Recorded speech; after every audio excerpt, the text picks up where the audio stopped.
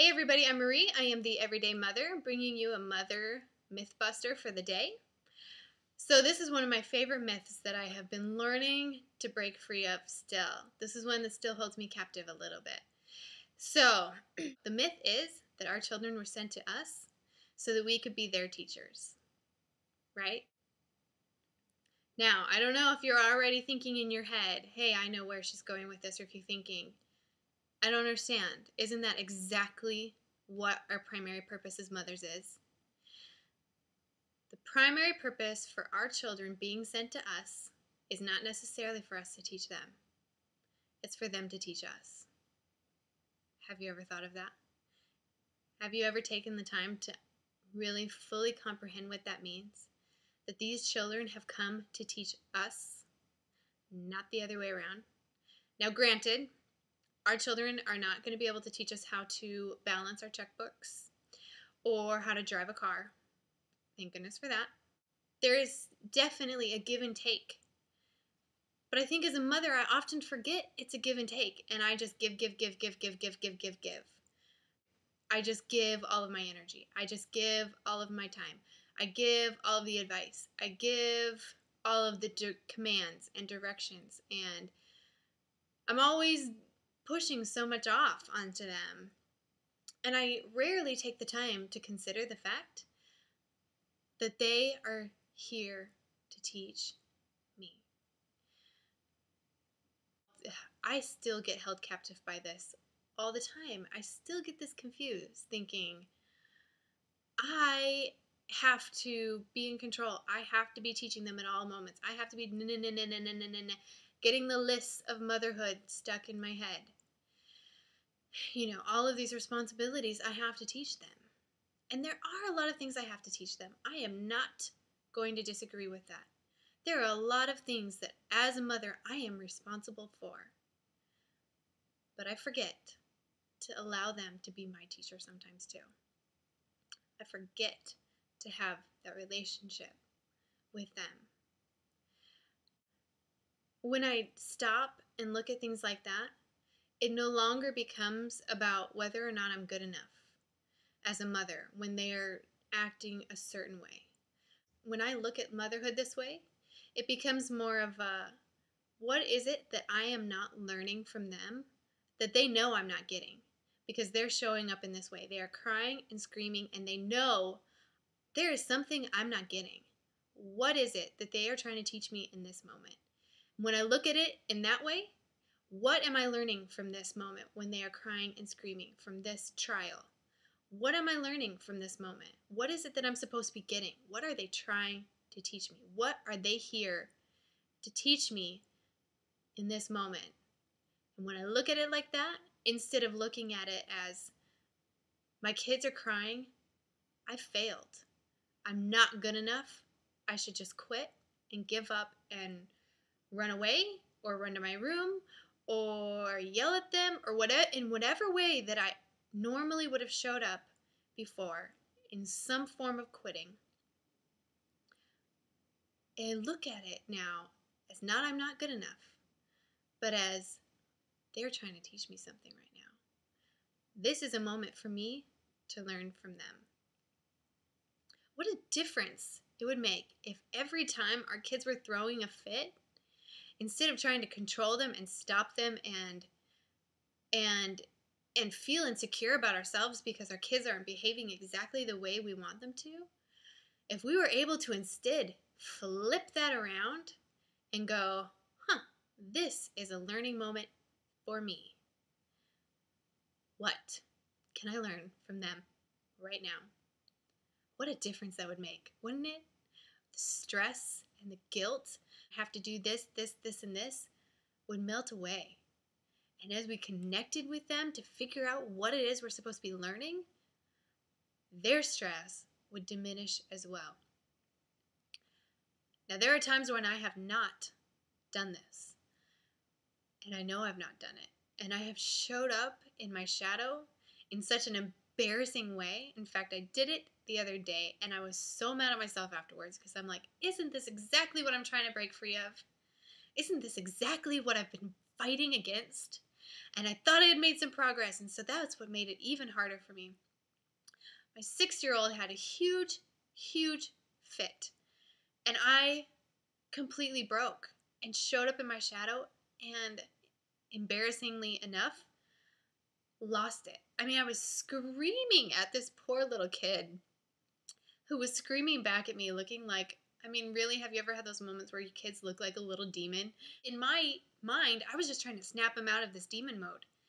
But what makes me think that yelling back at him is going to snap him out of a demon mode? Me turning into a demon myself is not going to snap him out of that. But I just completely showed up in my shadow and all of my weakness and allowed myself to get down with him in that mode, and instead of taking the time to figure out what it was he was trying to teach me. So I walked away from that moment completely defeated. I mean, just really, seriously, honestly, completely defeated. Not only had I just screamed at my 6-year-old, not only did I have no idea how to make him stop throwing a fit, not only did I have no idea what effect I was having on the rest of my kids. I mean, this is what's going on in my mind. But I also knew that this is not what I wanted. This is not who I was, and this is not how I wanted to be as a mother. And after a few minutes of sitting by myself, just so upset with myself and so embarrassed and just all of those guilt feelings I was having, it hit me. It hit me like a light bulb. It was like, he just started school again. He is stressed out to the max. He's just learned, I mean, first week of school, of course he's going to throw fits. Of course he's going to have a hard time with some things. And I hadn't even given him any allowance for that. I wasn't even considering that that might be what was going on. So I walked right back up to his room and just sat down in front of him and did the only thing I could do. I just apologized. I sat down and I told him, like, I am so sorry that I just did that. It's not okay for me to yell at you. And I was not being the best me when I did that. And I said, I don't want to be in a power struggle with you anymore. We are on the same team. And it's so much nicer to feel connected to you. And when we fight, I don't feel that connection. And he knew that. He could feel that too. And you should have seen the change. The complete instant change.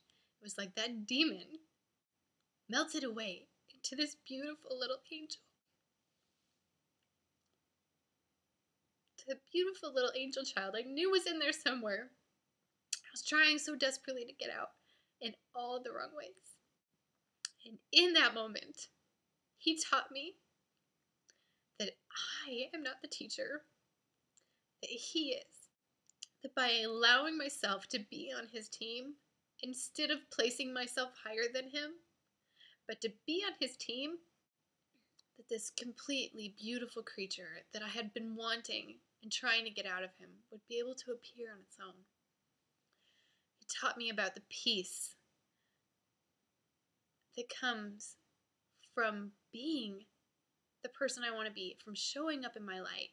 Does that mean I will never show up in my shadow again? No, I wish it did. Oh, how much do I wish that meant that? It doesn't mean that. It just means I'm going to have to learn over and over and over again from these children what it is that I am supposed to be as their mother. They tell about how people are mirrors of our own self, and that is so ridiculously true of our children. My children are a mirror of me. They show me back the things that I am doing because they're children. First of all, they're mimicking me in so many different ways, but also because that's how I'm going to learn the most, is by seeing through them the things that I don't like about myself and fixing them and loving them and allowing myself to choose the light. In all of us, there's shadow and there is light. And we are capable of either, as I so embarrassingly showed my 6-year-old. I'm capable of either. I'm capable of showing up as a screaming, wild, crazy lady I totally wish I hadn't been. I also showed him moments later that I can show up in my light and be a mother who understands him and connects with him and wants to be with him and wants to allow Him to show me things too. Our children can be our teachers. They are pure. They have light beaming out of them so much more often than we as adults do. They haven't been confused with as many different conflicting things yet. They can teach us about light and truth and who we should be, sometimes in ways that are so ridiculously painful and embarrassing, as unfortunately I have gone through and probably will continue to go through.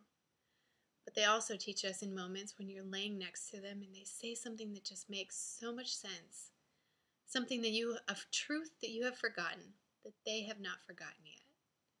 And it's amazing, and it's beautiful, and it's powerful. And that is what we as mothers get to experience every single day if we allow it.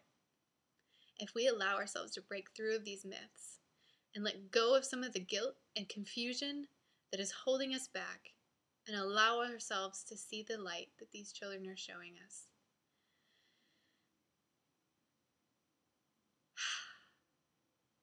So, that is the myth of the day, one of my favorite myths that I'm still learning to break through of. One of the myths that has taught me the most, and so is creating my favorite truth. So join us at mothermythstribe.com if you have something you want to share on this, or to see more videos, or to just tell us how you feel as a mother. Cannot wait to see you there, mothermythstribe.com. This is Marie, the Everyday Mother.